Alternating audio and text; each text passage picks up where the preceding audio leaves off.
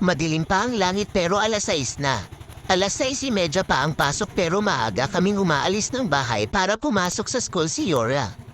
Medyo sa kabilang ibayo pa kasi ang school niya. Daman niyo ba yung lamig ngayon? Sobrang lamig para kung tinutukan ng aircon. Gantong panahon talaga malamig dito sa Pinas, pag tag-init naman, sobrang init naman. Mas okay na tong malamig kesa mainit, at least yung mga nagre-rejab dyan wala nang problemang lumabas. Nakalimutan ko mang bumili ng white folder niya kaya bumili muna kami dito sa tapat ng school.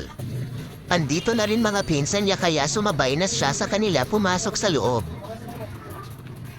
Didiretso na sana ako sa palengke para mamili ng mga gamit paninda, kaya lang tinatamad na ko mag-drive kaya umuwi muna ako at ginising ko tong driver ko. Wala ako sa mood maging barumbado sa kalsada for today's video, pag gantong kaaga kasi traffic dahil sa mga jeep na parang karwahe ang pag-drive. Understood naman dahil oras ng pasukan ng mga estudyante. Isa pa sa mga dahilan ko kaya ayoko mag-drive ng gantong kaaga dahil halos lahat nagmamadali.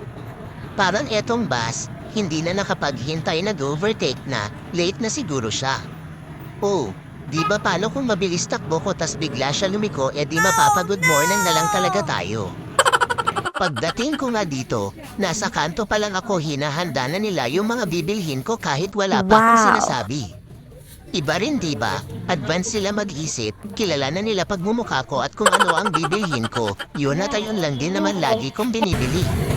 Yung iba ko man lead medyo pricey sa kanila kaya pumupunta pa ako sa kabilang tindahan, ganun siguro talaga pag tindera ka kung saan mas mura dun ka, hindi kung saan mas convenient.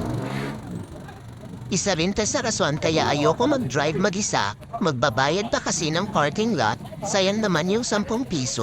Opo, kulipot po talaga ako, madalas din kasi walang space, laging waiting pa.